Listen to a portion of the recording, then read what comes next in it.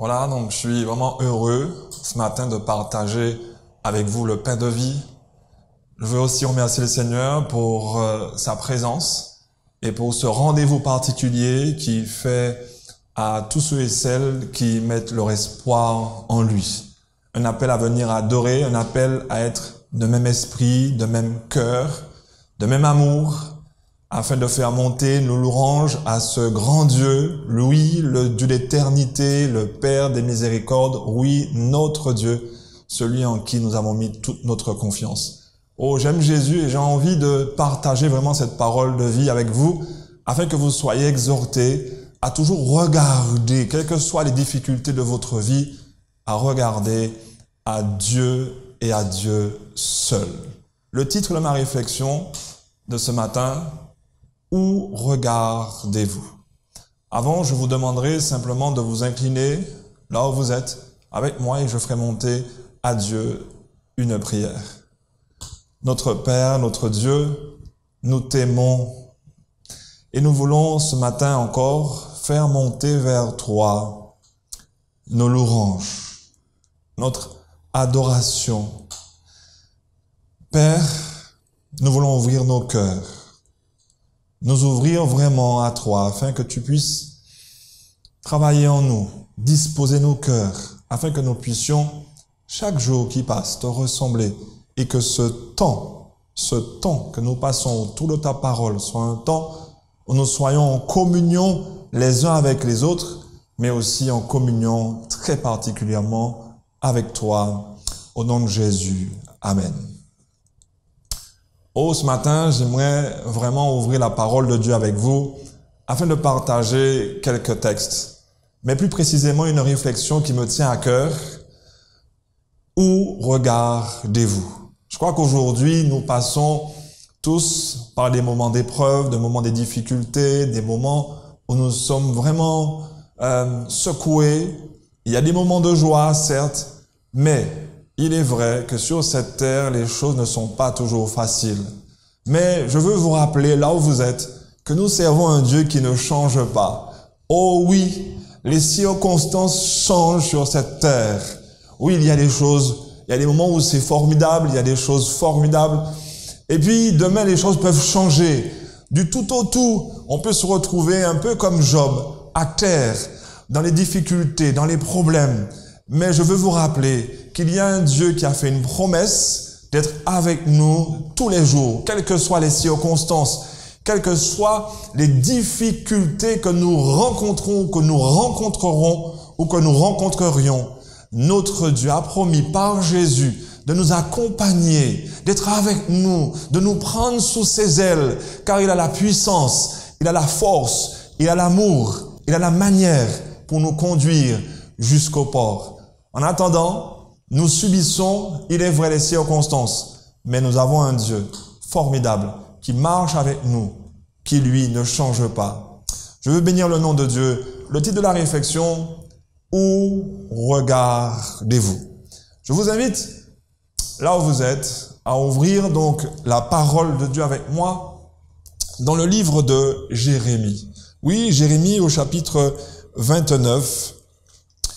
Et nous lirons les versets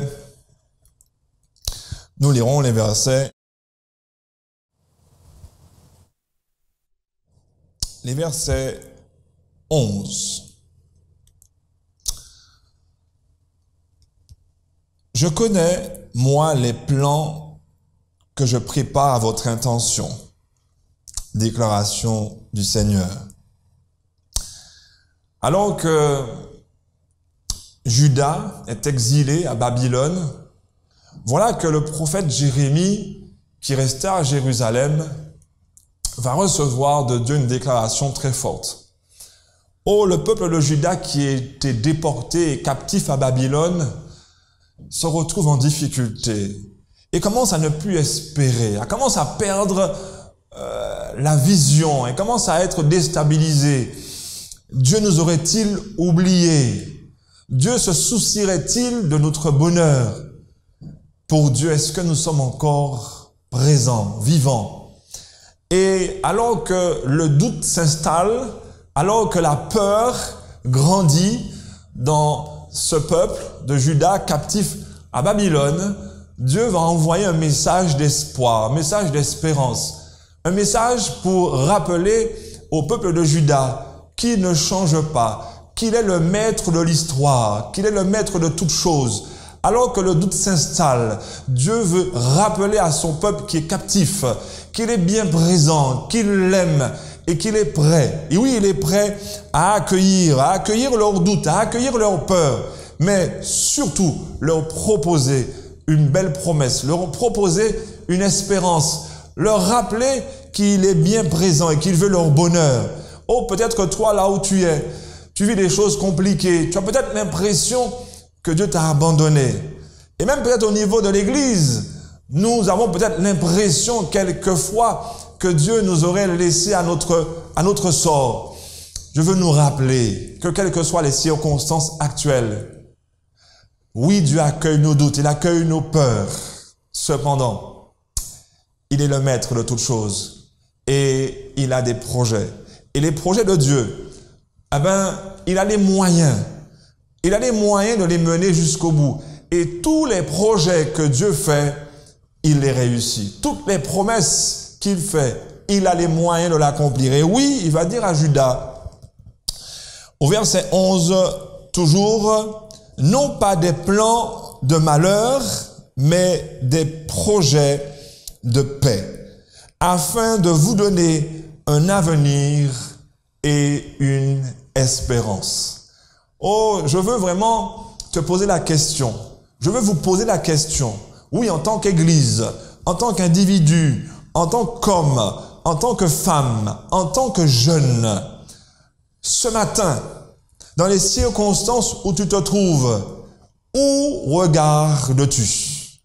J'ai envie de t'interpeller. Où sont tes regards? Est-ce que tes regards sont sur tes problèmes? Est-ce que ton regard est sur ta difficulté? Est-ce que ton regard est sur ton échec? Est-ce que tu es en train de regarder à toi-même pour réussir ce que tu es en train d'entreprendre? Peut-être que tu n'es pas dans une situation compliquée, certes, mais cependant, tu as certainement des projets professionnels, tu as certainement des projets familiaux, sentimentaux, entre guillemets. Tu as vraiment envie de réussir. Et ma question ce matin, où regardes-tu? Où regardes-tu? Oh, notre Dieu rappelle qu'il faut savoir regarder au bon endroit et à la bonne personne. Si tu regardes à la mauvaise personne, si tu regardes au mauvais endroit, tu risques de rater tes projets. Tu risques de rater les plans que tu as conçus pour réussir. Mais par-dessus tout, il faut se rappeler que nous avons nos projets, que nous avons nos plans. Certes, c'est une bonne chose. Ceci étant, Dieu rappelle à Judas et veut nous rappeler encore ce matin qu'il a des projets aussi pour nous.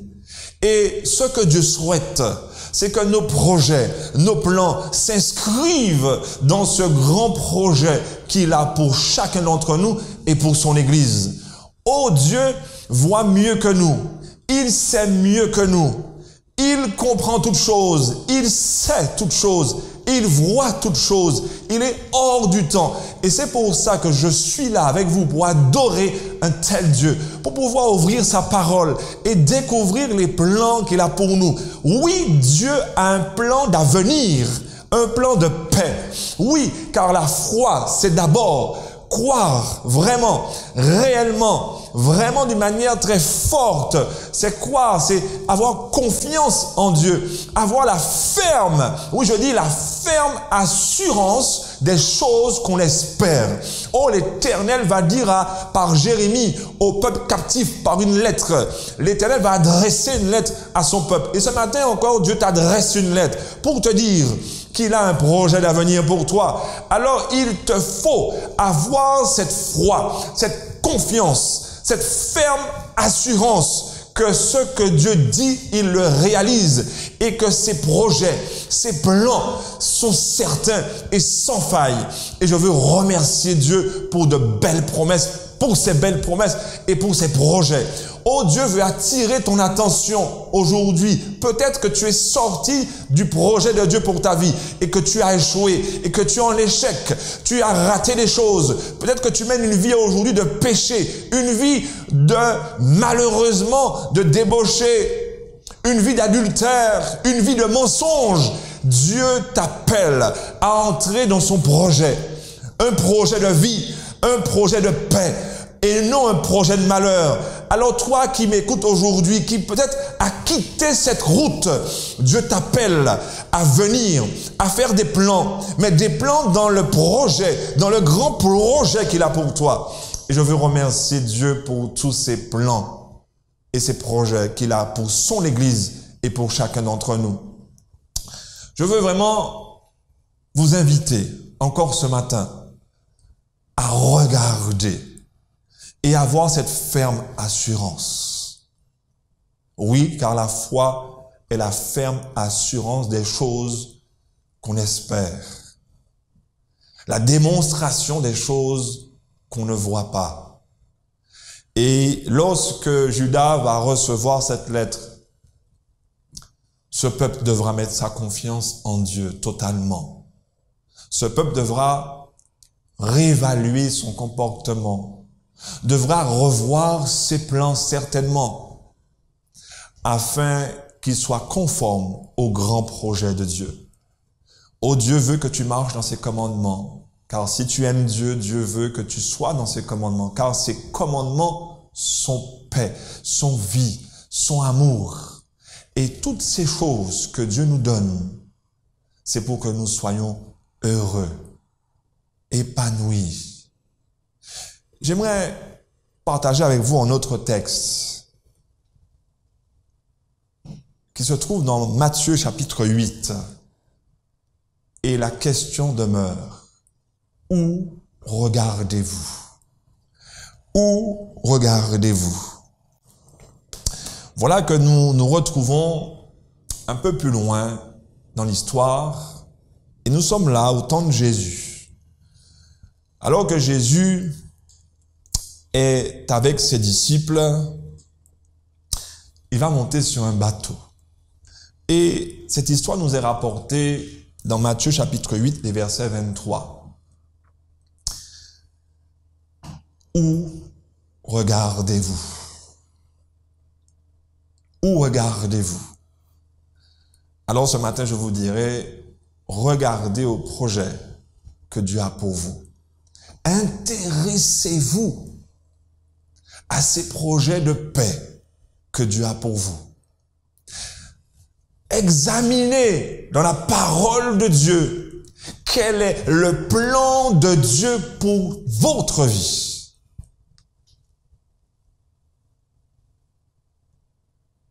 Quel est le plan de Dieu pour ta vie? Où regardes-tu? Où regardez-vous? Matthieu 8, verset 23, nous pouvons lire ceci. Il monta dans le bateau et ses disciples le suivirent. Au verset 24, alors survint sur la mer une tempête si forte que le bateau était recouvert par les vagues. Oh, voilà que les disciples sont partis sur ce lac. Et ne voient-ils pas qu'il y a une tempête? Une tempête qui fait rage. Elle est tellement forte que le bateau est bousculé. Le bateau est recouvert par les vagues. Alors les disciples, et lui il dormait au verset 24, les disciples vinrent le réveiller en disant, « Seigneur, sauve-nous, nous sommes perdus. » Sur le bateau de ta vie, Dieu est présent. Si tu as invité Dieu dans ta vie, alors qu'il a frappé à ta porte, et que tu as accepté qu'il vienne dans ta vie et que tu lui as confié ta vie entièrement en passant par les eaux du baptême, tu as dit oui Seigneur Jésus, je voudrais souper avec toi. Et le Seigneur étant entré dans ta vie, il a pris la direction de ta vie et tu t'es mis à naviguer sur les eaux de la vie. Tu t'es certainement retrouvé ballotté par les flots, par le vent, par les tempêtes. Et comme les disciples, tu as commencé à regarder à la tempête qui faisait rage, à la tempête qui secouait et qui, on va dire, soufflait fort et qui faisait que l'eau rentre dans ton bateau, dans ta barque. Tu as regardé qu'à la tempête. Tu as regardé qu'à l'eau qui rentrait dans ton bateau, dans la barque de ta vie. Et tu t'es senti submergé. Tu te sens aujourd'hui dépassé par les événements de la vie. Alors que Jésus est dans la barque de ta vie. Alors ce matin, je veux te dire une chose. Où regardes-tu? Si tu regardes qu'au vent violent sur l'eau, qui ballotte la barque de ta vie, si tu regardes seulement à l'eau qui est en train de rentrer dans la barque de ta vie, alors tu seras en difficulté. Non pas que les disciples n'étaient pas en danger de mort. Oui, dans la vie, nous serons en danger de mort. Nous serons en proie aux dépressions, à la déprime. Oui, il y a des chrétiens tristes. Tristes par des événements douloureux. Oui. Cependant, est-ce que nous devrions continuer à regarder aux choses qui nous font trembler? Est-ce qu'il faut continuer à fixer nos regards sur ces choses qui nous font tant souffrir? Alors, je vous dirai que non. Et je vous poserai encore cette question. Où regardes-tu? Alors qu'aujourd'hui, ta famille est ballottée, dans ton travail, c'est difficile. Dans l'église, c'est compliqué. Où regardes-tu? Où regardez-vous? La question est pour toi ce matin. Où regardes-tu? Oui, la situation est difficile. Et les disciples qui sont sur cette barque, ballottés par le vent, avec l'eau qui rentre dans leur barque, c'est une réalité. Peut-on le nier? Non, c'est une réalité. Ils ont peur et c'est normal d'avoir peur dans de telles situations. Cependant, où regardes-tu? Où regardez-vous? Alors qu'ils étaient secoués,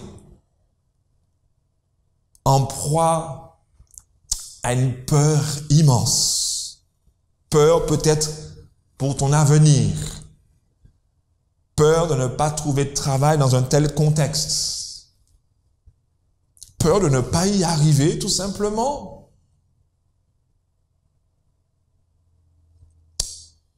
Il y a tellement de peur sur cette terre. Et on ne peut pas s'y soustraire. Tant que nous serons sur cette terre, nous ne pourrons pas nous soustraire à ces vents violents qui frappent nos vies, à ces eaux qui remplissent nos barques et nous submergent. Mais cependant, tu peux tu peux décider de changer ton regard de direction.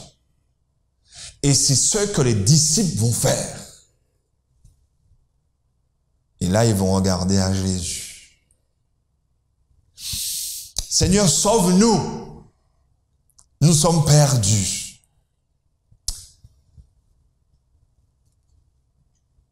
Mais moi, je vous encourage à regarder à Jésus avec un regard de confiance. Non pas de reproche.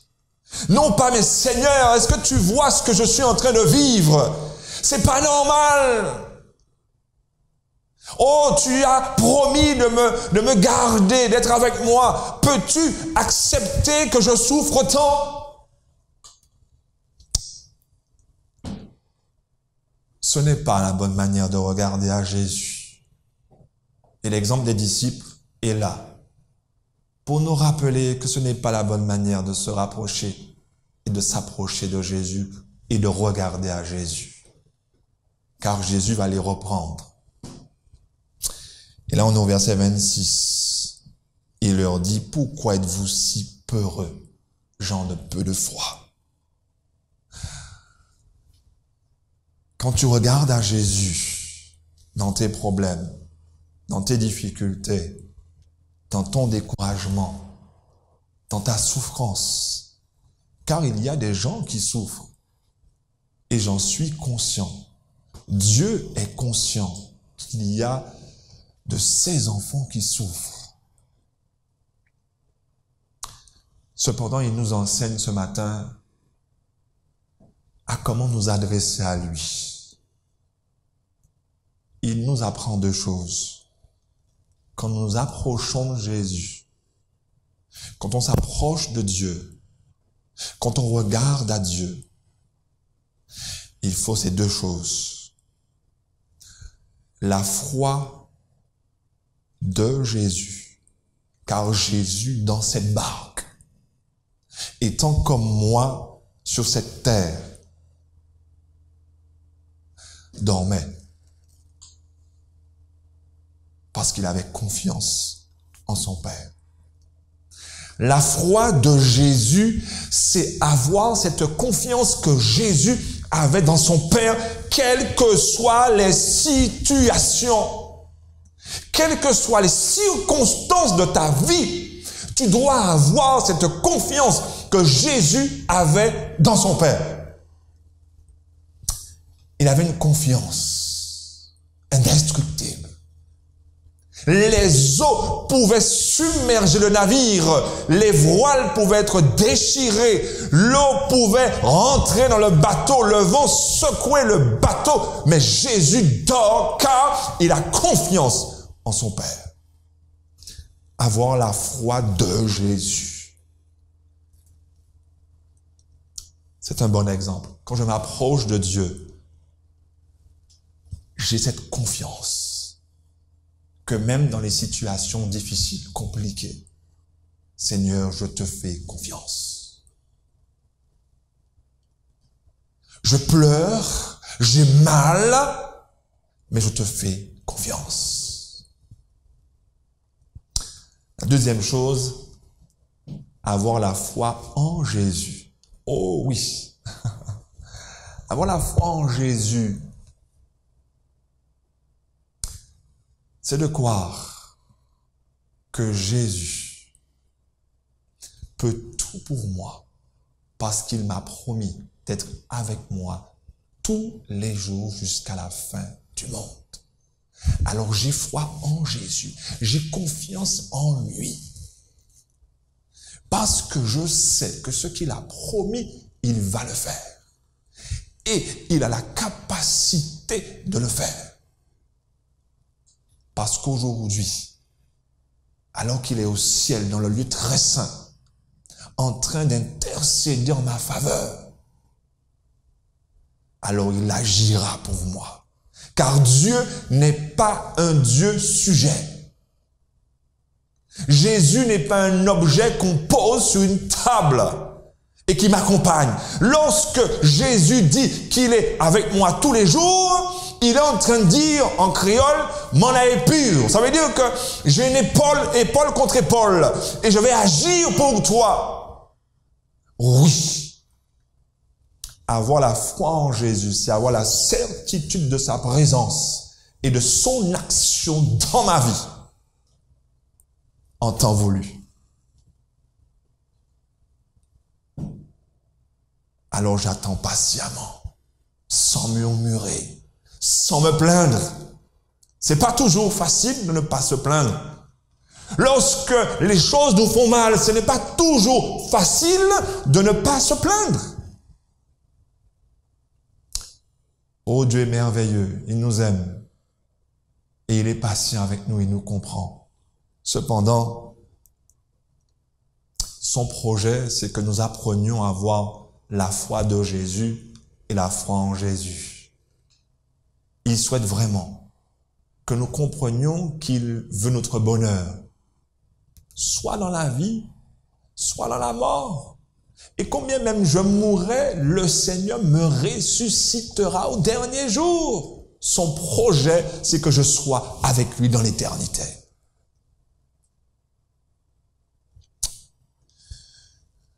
La foi en Jésus, ben oui. Alors il se leva. Raboua les vents et les mers, et la mer. Et un grand calme se fit. Oh, ce matin, Dieu agira pour toi parce qu'il t'aime. Tu es son enfant. Dieu n'aime pas voir ses enfants souffrir. Il ne prend pas plaisir à te voir souffrir. Certainement, il y a une pédagogie dans le temps qu'il prend pour calmer les choses. Certainement. Car il a un projet. Dieu ne fait jamais les choses pour les faire. Dieu fait toujours les choses dans un projet global.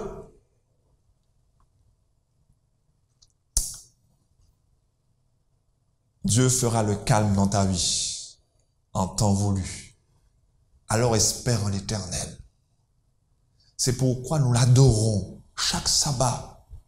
Parce qu'il est un Dieu merveilleux qui fait toutes choses à merveille. Lorsqu'il commençait à créer les choses chaque jour, on avait l'impression, on peut avoir l'impression que Dieu fait ça, il pose ça, il met la lumière, il met les arbres et ensuite, on a l'impression qu'il met des choses pour caricaturer. Mais à la fin, lorsque les 7 jours passent, sont terminés, nous avons une nature merveilleuse avec des êtres merveilleux dans une harmonie merveilleuse. Le plan de Dieu peut te paraître bizarre.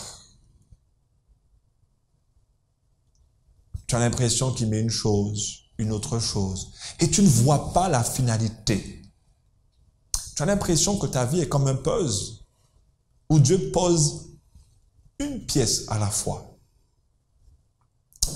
Cependant, Dieu a bien un projet pour toi. Attends de voir et tu verras ce grand puzzle. Chaque pièce, une à côté de l'autre, formant le formidable projet de Dieu pour ta vie. Je parle de ta vie à toi, la tienne, car Dieu a un projet pour toi. C'est peut-être pas le même pour moi. Ouvre la parole de Dieu, cher jeune, cher ami, et cherche le plan de Dieu pour toi. Il t'aime et il veut le meilleur pour toi. Il n'y a pas de demi-enfant.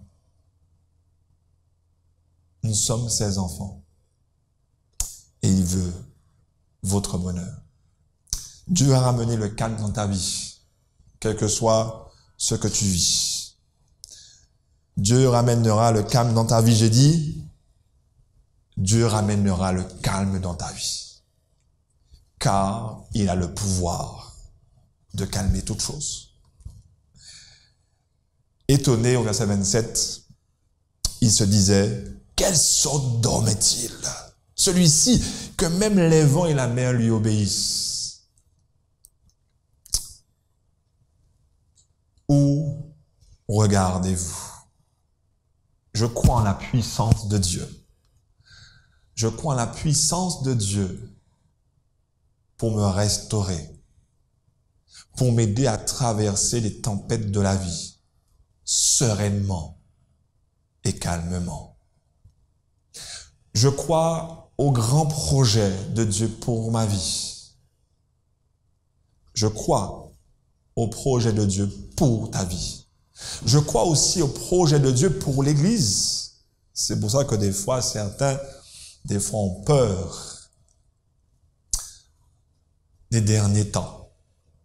Et plus précisément de la fin du monde. Nous sommes à la fin. Nous sommes dans ces temps de la fin. On pourrait dire les derniers.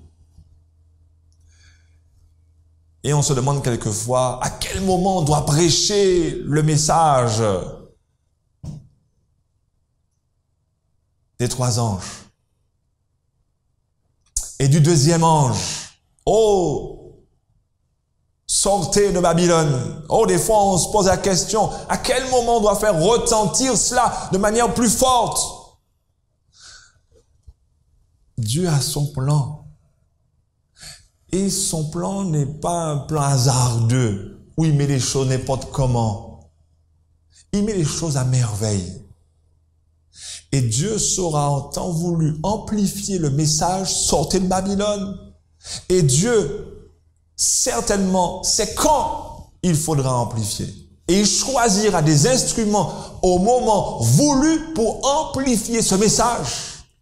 Car certains encore se posent cette question pour l'Église. Le projet de Dieu pour son Église. Eh bien, nous connaissons le projet de Dieu pour son Église. Appelez le reste. Dieu gère tout. Et des fois, on se dit, mais quand est-ce qu'il faudra? Mais non, Dieu va susciter en temps voulu des instruments poussés par son esprit pour que le message du 2e ange résonne et soit pertinent.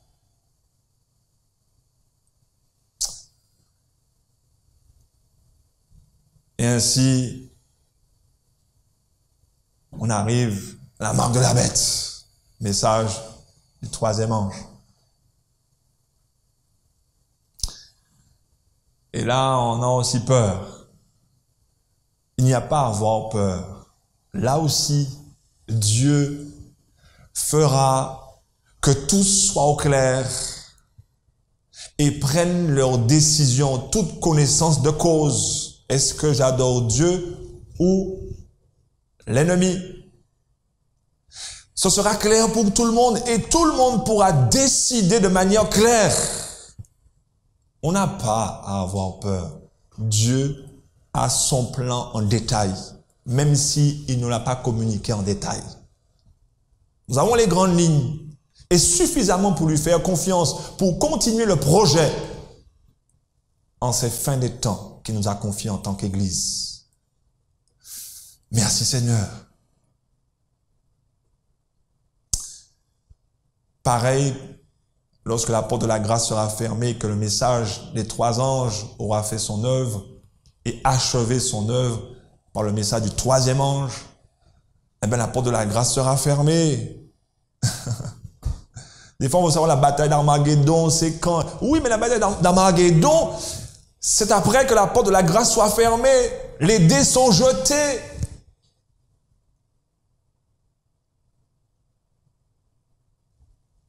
Celui qui sera scellé restera scellé avec le sceau.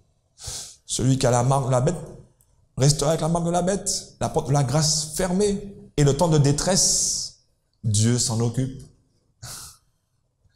Ayons donc la foi de Jésus en son Père, comme il l'a eu sur la terre, et confiance en Jésus.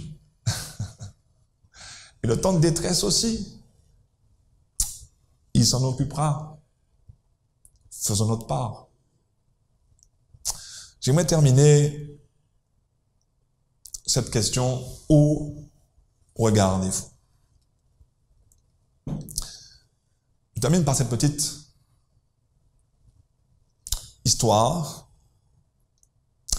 Juan arrive du Mexique à la frontière séparant le Mexique des États-Unis en bicyclette. Il a un gros sac sur ses épaules et le douanier l'arrête et lui demande « Qu'est-ce que tu as dans ton sac ?» Il répond « Du sable ». Et le douanier incrédule lui dit « Allez, on va voir ça. » Descend du vélo et le douanier ouvre le sac. Et il répand le sac, le sable qu'il contient, sur le sol. Le douanier, il est quand même intrigué. Et donc, il va vraiment verser tout le sable par terre. Il fouille sans rien y trouver. « Oh, c'est bon, lui dit-il. » Juan ramasse le sable du mieux qu'il peut et il repart sur sa bicyclette. Une semaine plus tard, la même chose se produit. Le douanier demande à Juan, « Qu'est-ce que tu as dans ton sac cette fois ?» Et le douanier reste bien concentré.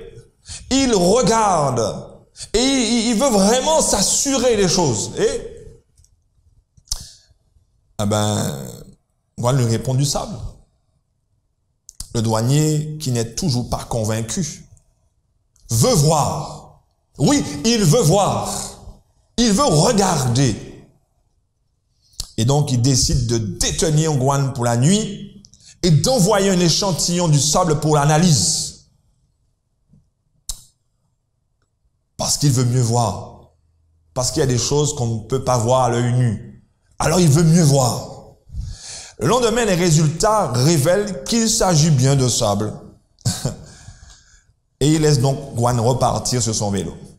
Et le petit manège se poursuit tous les 2 ou 3 jours. Ah oui, tous les 2 ou 3 jours, Juan passe avec son sac de sable.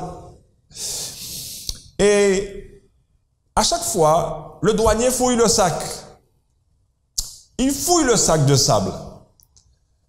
Il envoie régulièrement des échantillons parce qu'il veut voir, parce qu'il se dit qu'il y a des choses que je ne vois pas peut-être à l'œil nu, mais qu'en envoyant au laboratoire, je vais mieux voir. Et à chaque fois, il trouve rien d'autre que du sable dans les analyses. Finalement, quelques années plus tard, Juan arrête de traverser la frontière en bicyclette avec son sac de sable. Tous les 2 jours, il le faisait pendant des années et il a arrêté de le faire. Et rappelez-vous que le douanier, un homme intentionné, bien intentionné, regardait. Et il regardait. Alors, un beau jour, alors qu'il est en retraite, le douanier, il prend ses vacances au Mexique. Et il rencontre Juan, puisqu'il passait la frontière pour aller au Mexique, Juan, rappelez-vous. Et il rencontre Juan dans un petit bar sur la plage. Et je te reconnais, toi. Tu n'es pas le gars qui traversait la frontière en bicyclette avec un sac de sable? Oh, Juan reconnaît le douanier et il lui répond, oui, c'est moi, oui, tout à fait, c'est bien moi. Qu'est-ce que tu deviens? Lui demande le douanier. Oh, je me suis acheté ce petit bar et je vis tranquillement, répond Juan. Le douanier se décide finalement à lui demander. Écoute, je suis à la retraite et je n'ai plus aucun pouvoir. Je voudrais bien savoir une chose. Je n'ai jamais arrêté de penser à ça. Ça veut dire qu'il regardait ce sac de sable. Il était fixé sur ce sac de sable. Et même lorsqu'il n'était pas à la douane, il visualisait le sac de sable qui l'intriguait. Alors il lui dit, je voudrais bien savoir une chose. Depuis que je t'ai vu la première fois, effectivement, je n'ai jamais cessé de penser. Allez, juste entre toi et moi. Tu faisais de la contrebande. Alors, Gwan esquisse un petit sourire et il répond. Oui, je faisais de la contrebande. Et c'est comme ça que je me suis acheté ce bar. Le douanier s'approche un peu et demande à voix plus basse. Et qu'est-ce que tu passais frauduleusement aux douanes que je n'ai pas vu? Il lui répond, des bicyclettes. Cher ami, alors que le douanier regardait, il regardait au mauvais endroit. Alors qu'il se concentrait dans son regard, il examinait à travers son regard les sacs de sable. Gwan passait et faisait du trafic de bicyclettes.